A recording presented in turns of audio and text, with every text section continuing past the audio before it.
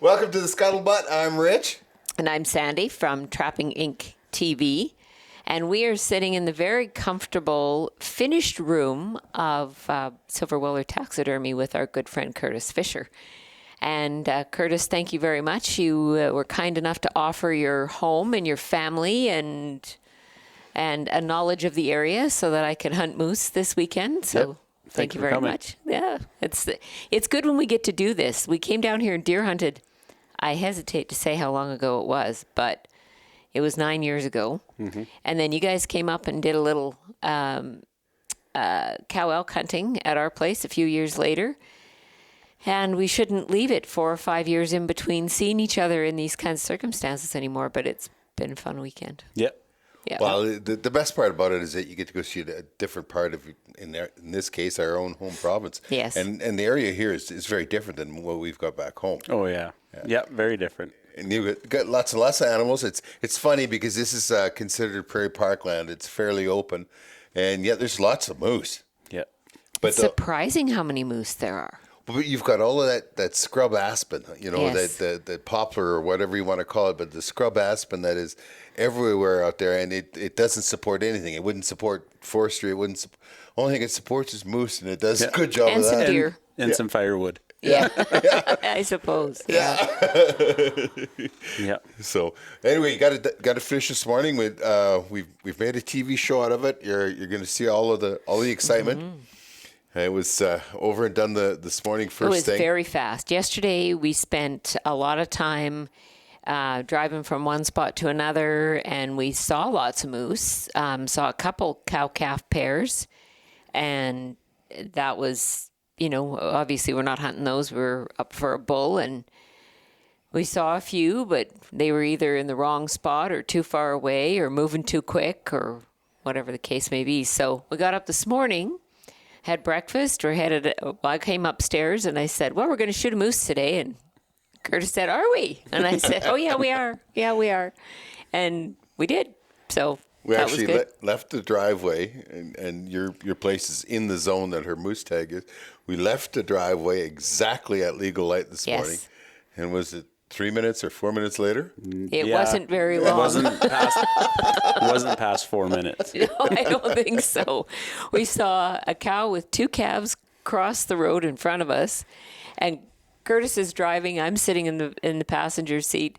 He's looking to see if he could see where those cow and calf went, and I punched him in the shoulder and went, there, on his side of the truck, and there was a bull standing there. Well, you got to understand, too, this is ranch land, so what you're calling a road, most people would call a 2-track alongside of a fence. That's true.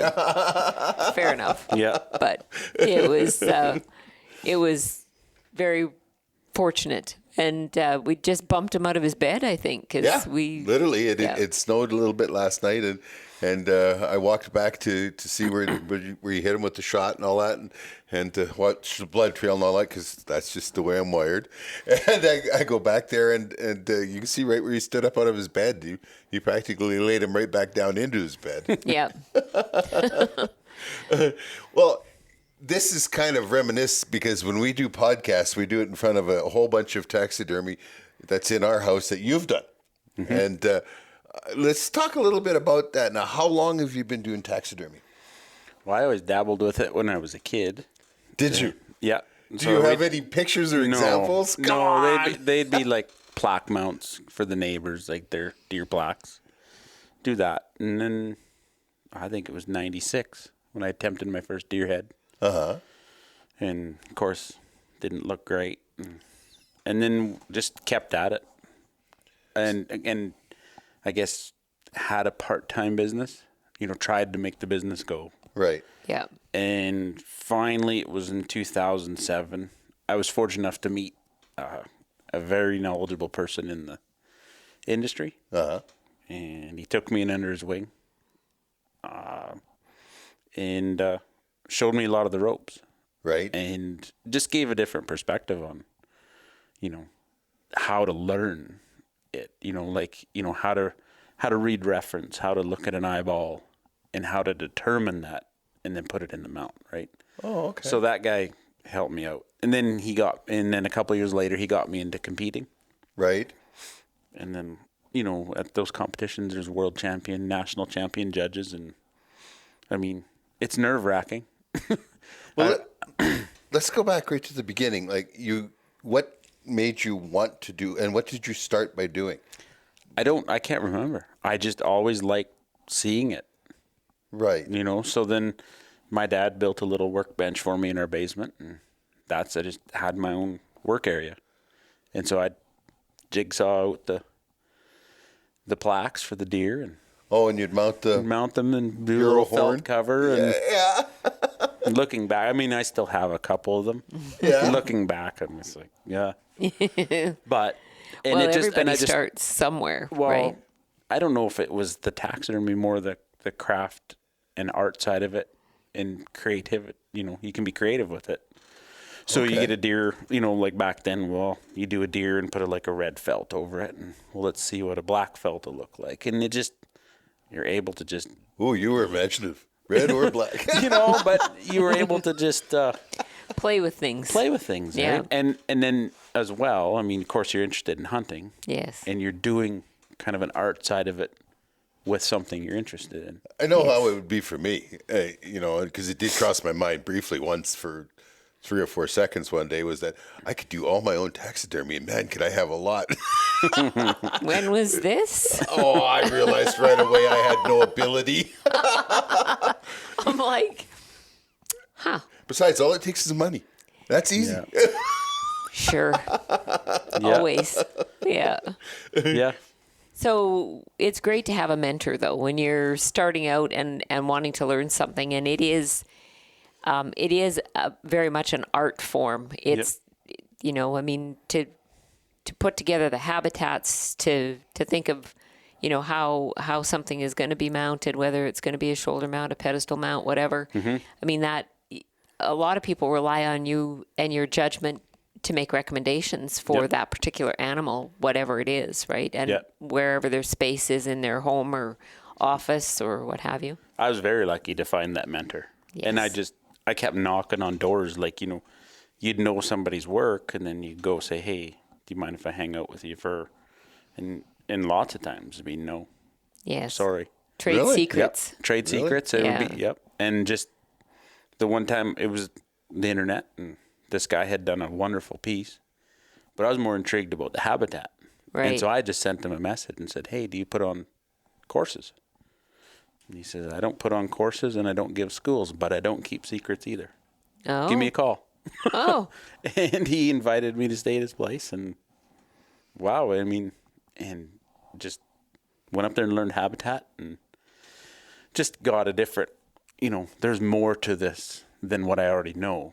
Right. And he opened that door up. Yeah. And then he got me into the competing side of it. Which opens more doors. Well, and it just kept opening doors, like, you know, not necessarily him, but another world champion guy. You know, I mean, you do a mount or whatever, and then afterwards you go get critiqued on it. Right. And yeah. You're just fretting this critique because they're going to rip your piece apart. Right. Basically, you know, in words. Yeah. Yeah. And I remember the first competition I went to, and I didn't sleep. You know, I was dreading it, and I did a little red fox. Right. And, you know, foxes and cats are some of the harder ones. Like, or canines and cats are some of the harder ones to do. Yep. Of course, that's the first thing I picked for a competition mount. And so we drove 10 hours down. It was in Montana. Went through the mountains in a, like, blizzard. And got there. You were determined to get there. Got there, and I walk into the showroom with my fox, and there's a half-mount elephant standing there. Here's like, my fox. Here's my fox. So, you know, it was exactly my first competition. It was this gorgeous elephant. Wow. And the guy, the taxidermist himself, had shot it and did it, you know, in the backside, did this whole big cave scene. And really? And, you know, and I actually placed okay. But at the critique, the judge says, you did it all wrong. You know, if you have time. All wrong? Yeah. If you have time, come by my shop and we'll show you what you did wrong. Oh, you know? Cool. But I had won an award for that fox. I won a fur bearing award, like the best fur bearer for the competition. So, you know, I wasn't totally deflated. I had a win, but I mean, how would you felt if you showed up with a half mount elephant and there was already one there? You couldn't won first place for half mount elephant, right? Yeah. So, you know, and then I at that competition, I met another guy there, and he was a little deflated on how he did. Mm-hmm. And then the next year we went back and competed. And once I went there for the first time, I realized, you know, you got to have that half mount elephant. You know, you got to knock it out of the park, right? So I had to come back with something totally different, something that was a wow factor. And what was it? And it was that longhorn steer looking like it was getting roped. Yes. And we won a lot of awards with that. No kidding. So but that same guy that I'd met the next year, he come back and he didn't do very well with a whitetail again. And he was mad. And then he just said, I don't know why I don't know why I do this. And he left. And I never seen him at a competition again. Really? So it's a mindset, right? It is. Learn from losing. And well, I think there's a lot to that. We talked about that just around kids and sports and that kind of thing. But it holds true for adults as well. Like you have to see yourself as a winner, I think. And there's some losing or there's some lessons along the way. But if you always have that further vision and a mindset that you're already there, I think that's what helps you get there. Oh, I'm a firm believer in learning by losing. So, you know, Me too. In that piece that we won all the awards with, like, you know, the next year we didn't win awards, you know, like, because someone else came with a better piece, and right, you know, and that's the way it should be, though. And there are a lot of good taxidermists, like, and when you basically step in the ring with them, you know, sometimes you're gonna get your butt handed to you. Well, I mean, it's fascinating though, because there's so many different layers or levels that are layers is a better term to taxidermy. I mean, right down to the pickle and the tanning and all that. That's all the basics. You know, you're building that foundation and everything. But then there's actually the perfect conformation, getting the animal right and making it look right. You know, how many of us have seen, you know, where the eyes don't look the same place, and or you know, or the wrong eyes are in. Yeah, we have one of those. Not one of yours. I'll just make that very clear. The guy had no clue, put the wrong species of eyes in, and you know, all that, and then you have to do the artistic part. Yeah. Like a good piece of taxidermy looks alive. Yeah. Well, you know? that mentor, you know, he wouldn't. I mean, he would sit and tell you how to do something, but he would say it in a way that you'd have to think about it, and then you'd get it. Right. I don't know. He just had the ability to just put it in your brain, and then you'd think about it. So he just said, your animals have to look like they're doing something, whether it's a shoulder mount. Yes. Like if it's a straight on deer, you know, and it's in an alert pose, it needs to look alert. Yes. Yeah, that's right. You know, stuff like that. And when you stop and think about it, you know, you're laying in bed thinking about it. Well, yeah, you know, you can't have a full upright alert pose and relaxed ears. It doesn't make sense. Nope. Yes. Yeah. That's right. That's all that confirmation, right? Right. And he was, but he said it in like one phrase that you just got it. You know what I mean? Yeah. Like, and then there's the habitat piece too, right? Yep. Yeah. So, and then at the competitions, they have seminars like these, you know, world champion guys and all that. They'll put on seminars, and so there's no secrets, you know. And there's one guy that has a habitat. He builds the rocks, and you have to make the rocks, but he builds the material for it. Well, they'll put on seminars, right? So I think we've taken 6 or 7 seminars from the same guy at the competitions.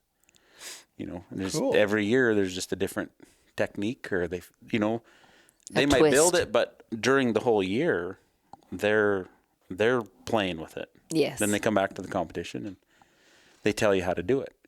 Of course, you know, you're going to buy the rock, right? Yeah. But yeah. so it's their benefit too. But so, it's just an open mindset of wanting to learn. Taxidermy today, though, has hit a whole new level. you go to the competitions or you go to SCI and see the taxidermy there, and there's an elephant pirouetting off the top of a zebra. Actually, it's usually a leopard or something hanging off the side of a buffalo. It's just like you're breathtaking. You did a piece with I believe it was a mule deer with two two cougars. We did a leaping mule deer. Yeah. Fully suspended, so nothing was touching the ground. Yeah. And then the cougar fully suspended underneath it, hanging off it. Yeah. And then another big tom coming in behind. Yeah. Yeah. Exactly. Yeah. Like, that's amazing. Nobody dreamt of that stuff. No. I mean, we're in a lot of ways we're in the golden age of taxidermy. Well, it's it has, the mindset has opened up. Yeah. To the art side of it, not just a stuffed deer on the wall.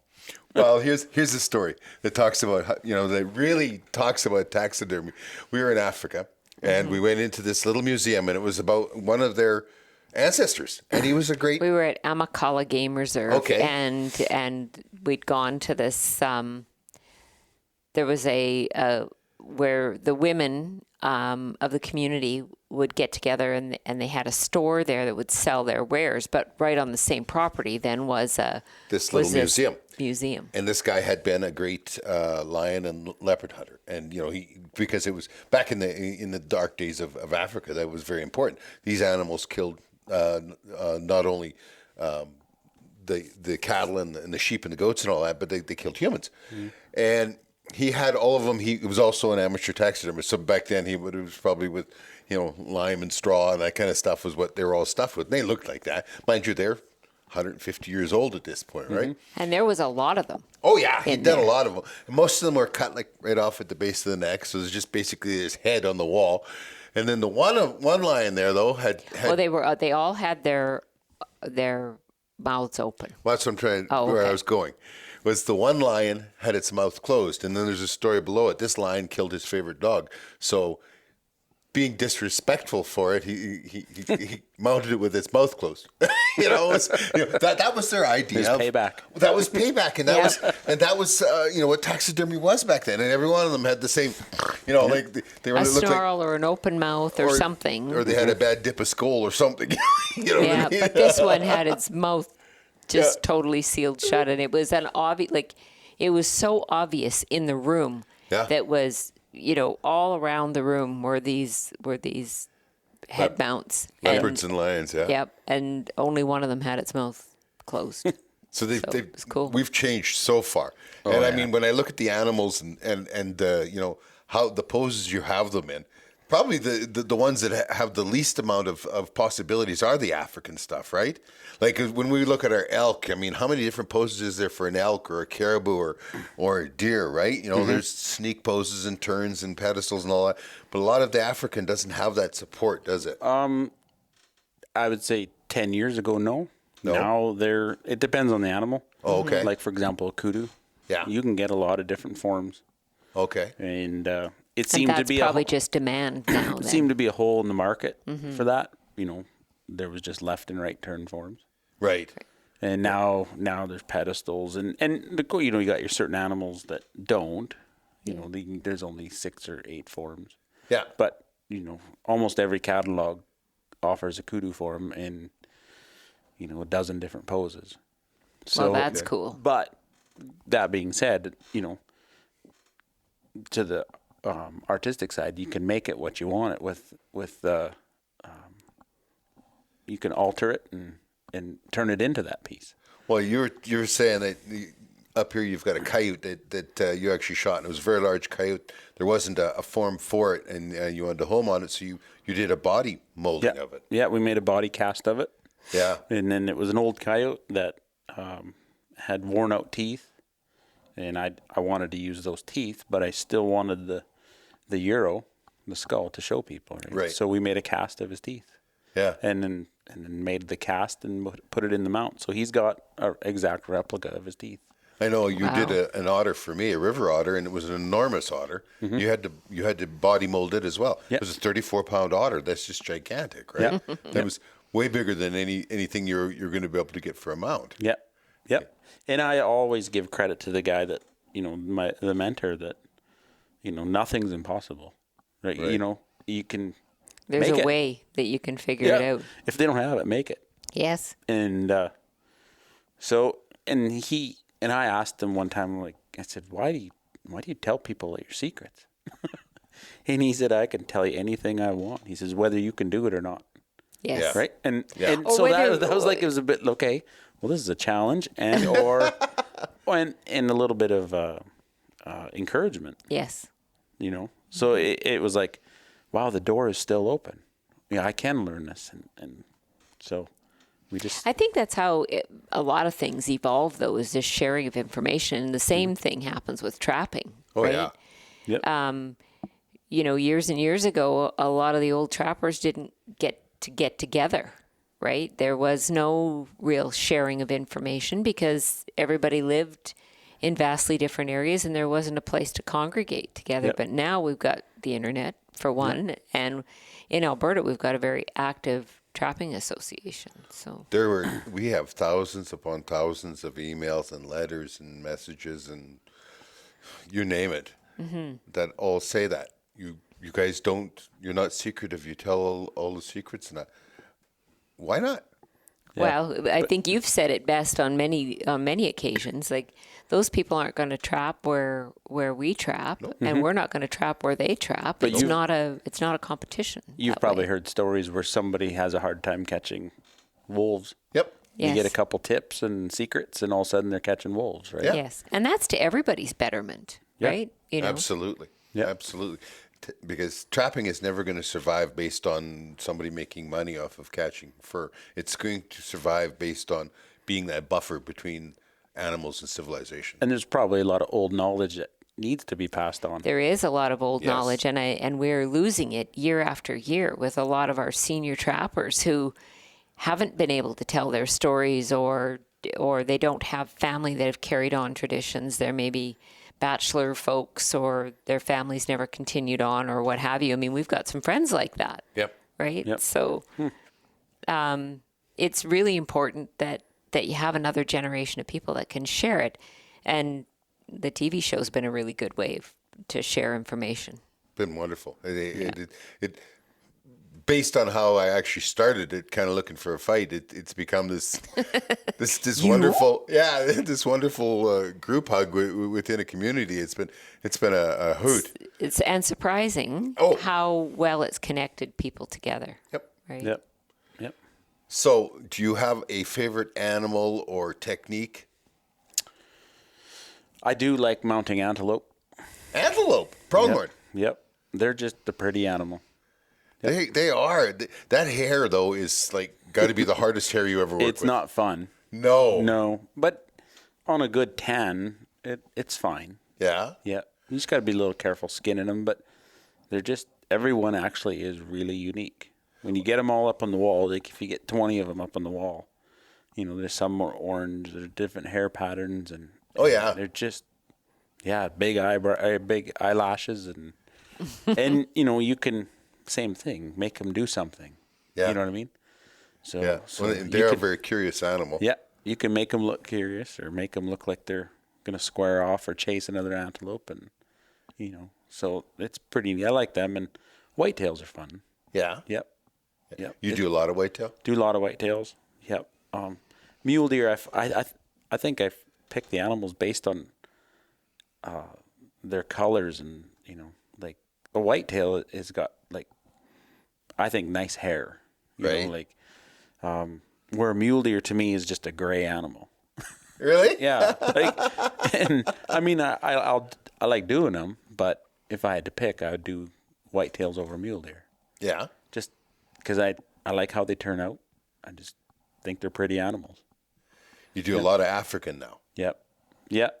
That was with you guys, When we you started. guys, Yeah. I don't know how long ago we did that. We started. Well, our first trip was in 2011. Yep. Was it back then? Yep.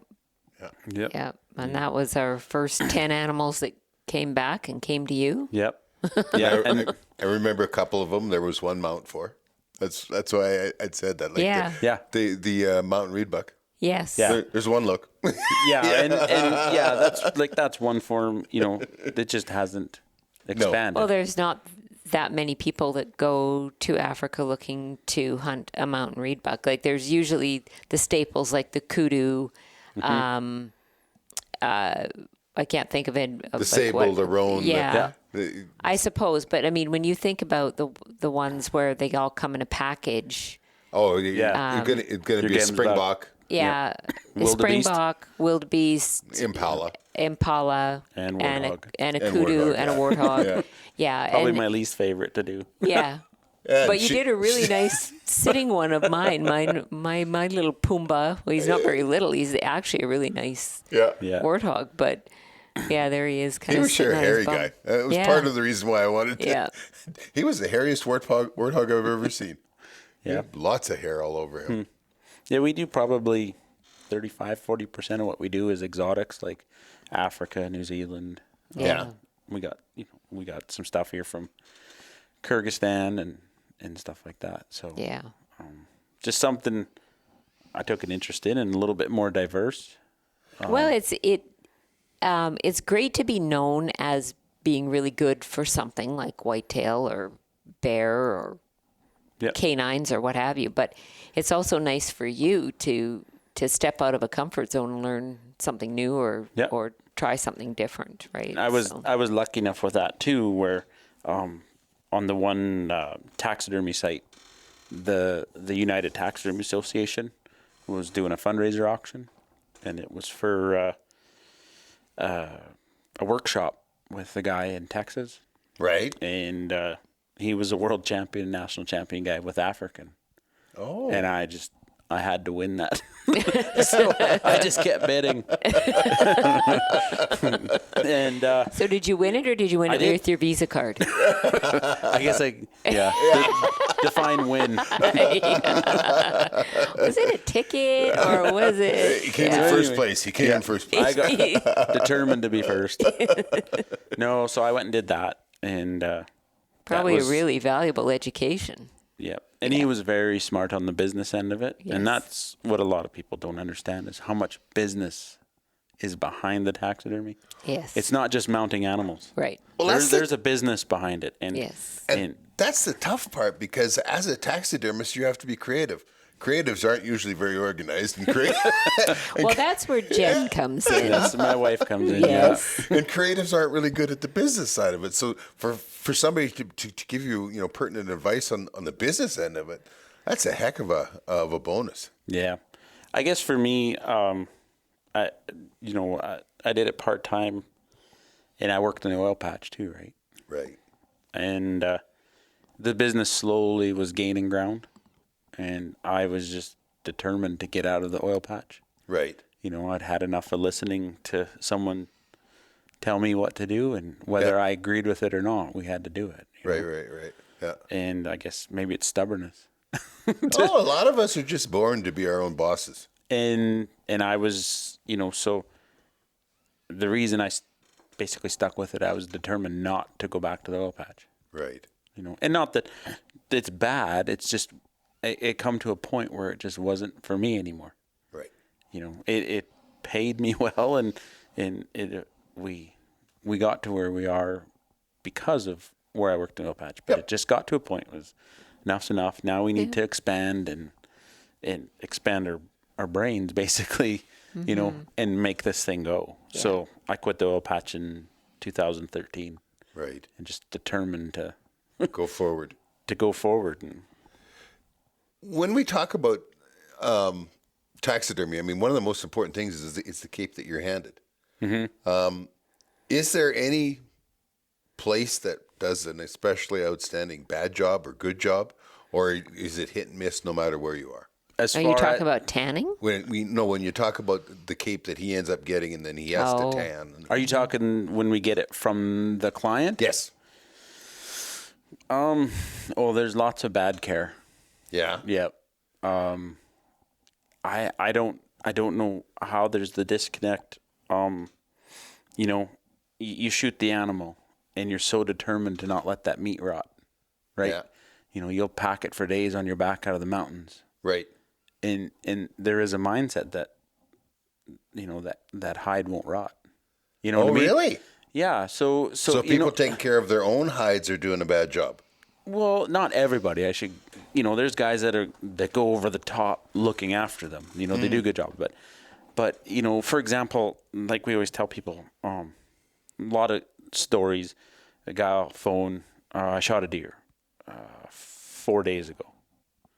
Well, where is it? Well, it's been on a cool shop floor. Oh dear. And so you're thinking, oh man, but you wouldn't let your meat lay on the cool shop floor for 4 days. No. And it's flesh, it's meat, it's gonna decay. Yeah. Yeah. And so it's I don't know how you can get that mindset that the hide is just as important as the meat. Well, a few years ago, I guess it was when you and Jen came and hunted at our place for elk. You did just a little quick tip that we had put on one of our shows about how to, if you've shot a bear, how to make sure that you're not going to lose the head to rot, because that's what happens with a lot of people. They bury the head inside the rest of the hide, right? So it was a really good thing, and we got a lot of feedback on that. It was like, wow, I didn't know that there was a technique that would be really important. And we just had this conversation with a friend of ours on the way back. It was a long weekend in September, and we'd gone up to do some work at the cabin. And on the way back, Kenny calls and he said, we got a big deer out on the property, and my daughter's got a tag, and we're just, and he wanted a little bit of advice. And we said, but if you shoot it, don't wrap the head up inside the hide. I told him to take it to the back of the head, leave the head in, because the taxidermist is going to want to do the head himself, right? Yep. Yeah, that, like the head, I mean, of course it's body temperature, right? Yep. Yes. And when you take the hide off the rest of the body, well, the rest of the skin's cooling down. Yes. Especially like a bear. Yes. And you see it more times than not. The head and the paws, okay, they're left in. Right. And then they're rolled up like a sleeping bag. Yes. Well, that hair acts as an insulator. Yes. It's not going to let that hide cool down. It's going to get to decay before the coolness gets to it. Right. And that's why it's like, don't put it on the inside of the hide. Leave it out.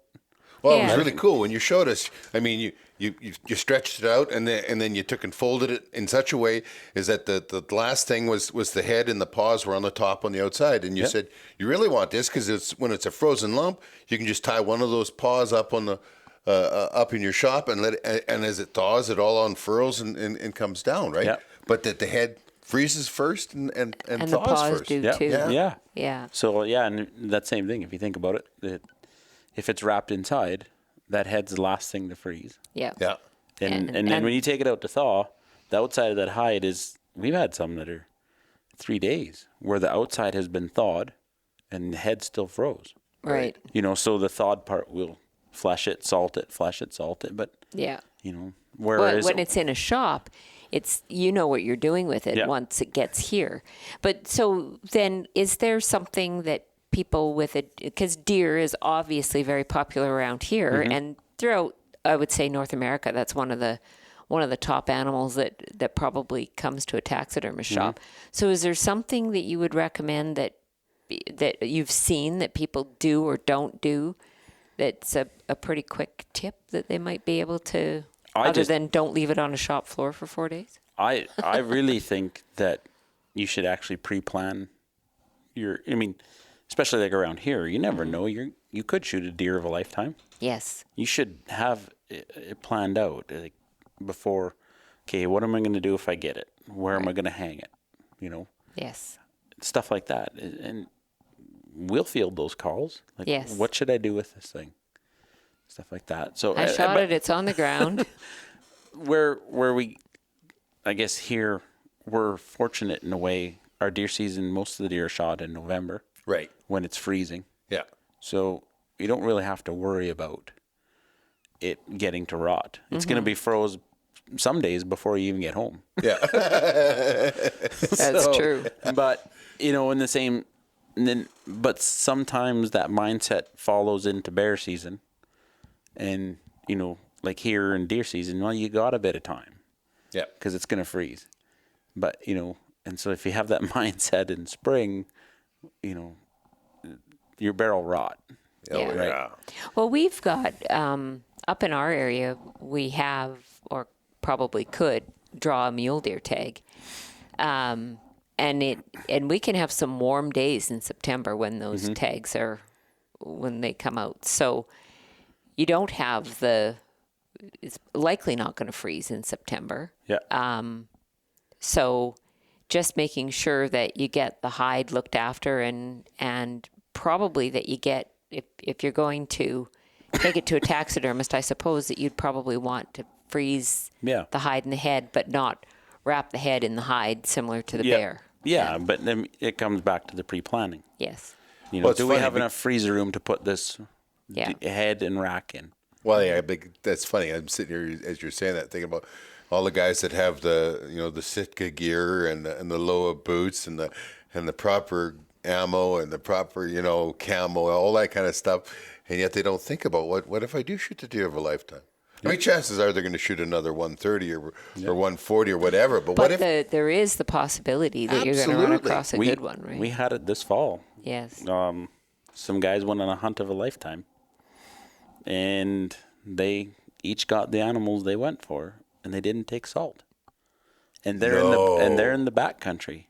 Oh no. And they thought they could just air dry these hides down, and they were take it bighorn or it was for caribou. Oh, for caribou. Okay. Yeah. And but when you look back at it, they were charting a float plane in. Mm-hmm. So they had weight restrictions. Right. So salt wasn't a priority. Right. You know what I mean? Yeah. Okay. And I mean, I guess so. I've been on those hunts where how much salt should you take? On something like that, you probably could have got away with 5 to 7 pounds. Just enough to help out. So something this size, 5 to 7 pounds. If I had unlimited amounts of salt here at the shop, I would probably use 10 to 15, right? But if I'm going on a hunt like that, you can get away with it, and it all depends. I mean, in Africa, I would use more salt than here at home and when it's freezing at night. So right. Just a little bit of pre-planning. So I'm bighorn hunting with Sandi, and she shoots a bighorn. Most important thing, get that hide off as quick as I can. Yep. Take the head out. If you're comfortable doing that, right? So that's the exact example happened with some of our clients this year. He was going on a bighorn hunt, and he called me. What do I do? And of course, bighorns aren't easy to come by as far as nope. So he called. What do I do? And how much salt do we need to take? And okay. And they did each get a bighorn. Yeah. But But he called you. Yeah, and it's just a 5-minute phone call, and if you don't know how to take the head out, pop by the shop sometime. Yeah. We can quickly show you. Yeah. And when you're in the back, if you think, where you've sheep hunted, you've hiked a long ways in there. Yep. And you got a long walk back out.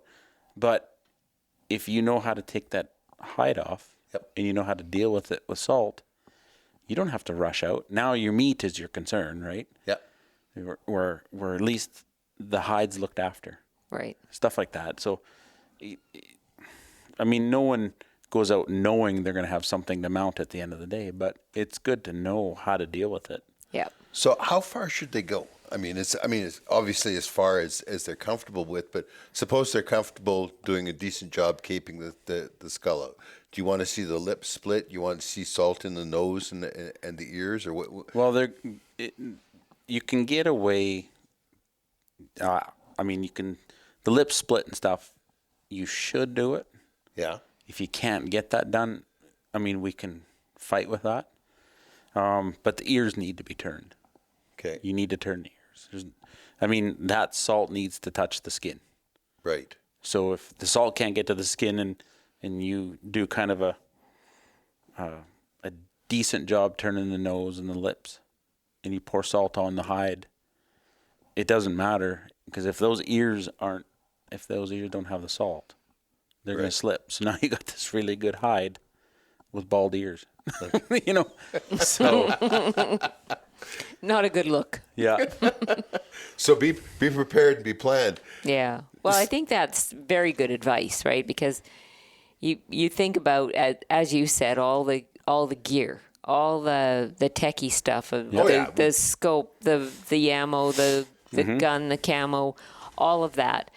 But if you don't take the cheapest part of the trip, salt, then Salt then is what, then I mean, you're still going to have the memories, but you're not going to have the hide. yeah. People argue about, well, that scope weighs 22 ounces, this one weighs 18 ounces. Well, I got news for you. You need 7 pounds of salt, too. Yeah. You know? At 20 cents a pound. Yeah. Yeah, that is the least you're ever going to pay for the more work. I tell you, you have to have seen some disasters. As far as hide care, Oh yeah, like you there must have been stuff that came in here or before you thought it, or after it got tanned or whatever, and you went, oh my God, what happened? yeah, I can remember one bear a guy had shot. And of course, evening is prime time for bear hunting. Yep. Shot it and left it overnight. We'll find it in the morning. They found it in the morning, and it was hot, like plus 25 type, and put it in the back of the truck. Didn't gut it, didn't skin it, nothing. We'll just bring it to you whole, and from the time he shot it, the time he got it here was 24 hours. And all he had to do was back up, and you could smell it. Then it's like, don't even bother. There's nothing we can do. The only thing you can have is a euro. Yeah. Yeah. Lots of times in the downside to our deer freezing is they get thrown in the back of the truck and then they freeze to the truck box. Yep. Oh. and then you look out the window and they back up and they're yanking on it, pulling it out. And it's like, no. And they pull it and there's a patch of hair stuck to the frozen truck box. So Richard and I have hunted antelope before. And we always joke about this one time because I know where you're going with this one. we didn't bring any poly with us. For whatever reason. Yeah.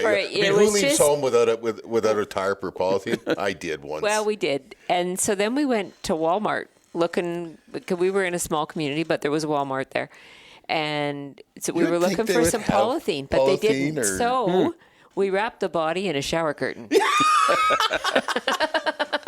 Skinned out the antelope, because antelope, you have to get that hide off right away for the meat to be edible. It wasn't anything we were mounting or anything like that, but then you had to take and protect that meat. Well, we couldn't find polythene or anything else. I think the shower curtain had little fishes and starfish or something on it. I don't know what it had, but it was like, we felt like Goomba wrapping a body in a shower curtain. Yeah, in the Walmart parking lot. And we were wondering who was going to drive by or who was going to report us to the police, and nobody ever did, of course. But hello, puss puss. We're telling me though you had a unique situation where, the hides come to you and they're like iron. They're dried and they're folded hair in, and you send them off to tannery. They come back and half of it is slipped. Yep. What do you do in those situations? First, call the customer. I guess so, right? Sometimes it's not our fault. You know what I mean? Like they come from overseas or something, and I find there's one country that's really bad with hide care and getting animals out of the country. And so they sit there a long time. And who's that? It's in Argentina. Argentina's the worst. Yeah, they're permitting. The government, I find, is, we just sent a black buck home with a guy. It took him 2.5 years to get it home. What? Yep. And that was because, he was getting it crated with his friend. So his friend got the permits, his permits, but his permits were just slow.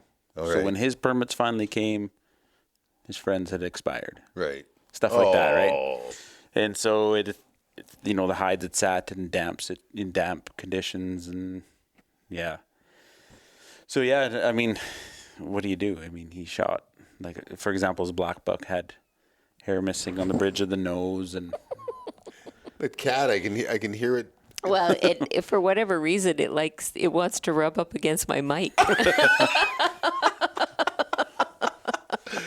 And but yeah, so we do the best we can. You know, we can try and paint it, you know, or a couple of the African ones we electroflocked on the face. Right. It's that short hair. Yeah. So we electroflocked it Yeah. and repainted it, and you couldn't tell really once the guy get it up on his wall and in amongst the other animals. I mean, you could point it out and say, well, this is where it was flocked, and you can go, yeah, I can see that, but just for the untrained eye, you wouldn't know. So you try your best to fix them, right? Because what do you do? The animal come from overseas, and it's just like you can't get one next week in the mail. No, we were lucky. We had a full tar hide slip on us, but it slipped before it ever left New Zealand. They discovered it when they went to expedite, right? And that was lucky, because otherwise we'd ended up with a tar hide. That what do you do, right? Yep. So they got another one for us. That was very fortunate. But yeah, it's got to be a nightmare to have stuff come back from the tanner, and you know, you can see where it slipped and everything, right? Yep. What was your biggest challenge to do? What mount was your biggest challenge?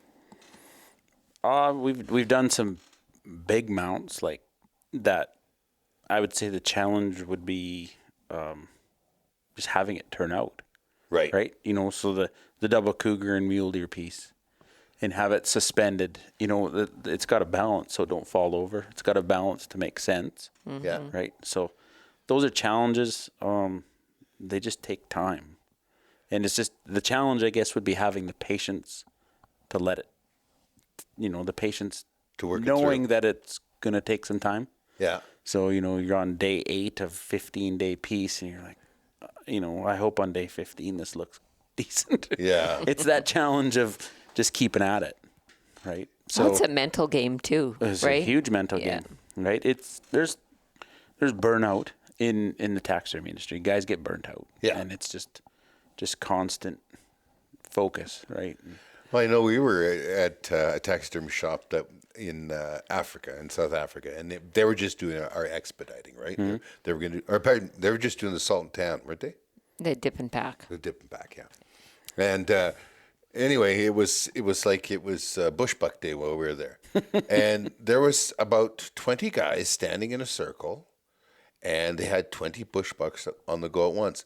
One guy did the left eye and moved to the next one, did the left eye, and then the other guy did the right eye. And, you know, it's like, so depending on their ability. But they all looked the same. Yeah, they did. So if they were all, the eyes were this way, it was on all of them, you know? Yeah. Well, I don't know, they all look the same to me. They look good, right? Yeah. Well, and that's where the artist part of it really comes into it, right? And why we've never, and there's lots of people that would disagree with us, and maybe they've had different experiences with taxidermy shops in foreign countries, but for us it's always been about the individuality of the artist, right? And when you like someone's work, and you know you can count on them, and that they're going to be honest with you, and you know, and give you some good advice, like, that's not going to look good, don't be silly or stupid. Yeah. Well, and for a lot of things, though, I mean, like for a white-tailed deer, just about anybody can do a nice technical white-tailed deer. And that everybody's going to say, oh, that looks nice, right? Where you're going to see the talent show is the canines and the felines, the dogs and cats. And then, you know, and the reason being is because we look at them every day. Yep. You watch how that cat right there, how it looks, and the attention it pays and all that. You can see that transformed onto the bobcat over there, or the cougar, or the lynx, right? Yeah. That's the way it should look. So when they're stiff or look unnatural, we pick up on it. But that's why he gets to be in the shop sometimes, because he can be referenced. Right? You know, just the way he lays. That's you know, probably the nicest thing you ever called him was reference. Maybe that should be his name instead of Mr. Whiskers. Yeah. We just call him Reference. But yeah, no, and I've explained it to people, like, you can have a 200-inch whitetail, and you could put red eyes in him. First thing people look at is a rack. Yeah. When you go to a canine or a like a cat, eyeballs are the first thing you look at, because there's nothing else to look at unless it's like a leopard, the spots and stuff. But you know, your eyes are the first thing they focus on. Yeah. So yeah, I think that's where those the cats and dogs get critiqued a lot harder. Yeah. Because, I mean, We know. Yeah. We know how and it looks. that's where the mount is. It's in the eyeballs on those animals. Yeah. And even here in this area, maybe not so much here, but at home where we have a lot of bear, you get to know how a bear moves, how its feet move when it walks, how it holds its head or whatever. But yeah. You better come here before you step on something and turn something off. Yeah. But the neat part is I watch this cat laying on her lap and watch how its paws curve and flex and all that, and it all shows what it's doing, what it's thinking, right? Yeah. And It's just not always flat-footed. No, it's not. Yeah, or the way he sits, and you can see how high up his knee joint comes up onto his body. Right. Even though he's just a house cat, we won't mount him. But I mean, But its mannerisms are very similar, though. Yeah, I mean, sometimes the dog walks by, he'll get all in a crouch position to attack him, and But that's a cougar or a bobcat or whatever. You just watch the tail, Yeah. The tail can go two different directions, Yeah. The base can be pointing that way, the tip's that way at the end, and That's stuff right. like that. And so yeah. That's cool. Well, I have really enjoyed this. Yeah. And I've enjoyed being here hunting. You know what? I think that's the best part about what we do is getting to be with friends. Yep. Yeah. Yeah.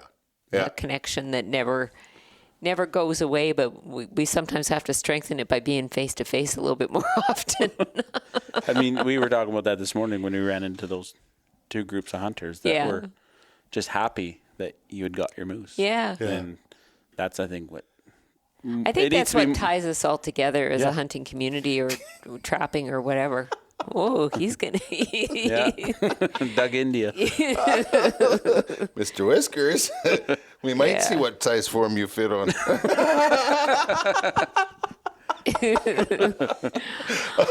All right, buddy. Thank you. Thank you very much. Thanks a lot, Curtis. Thanks for coming down. It's been a real pleasure, as always.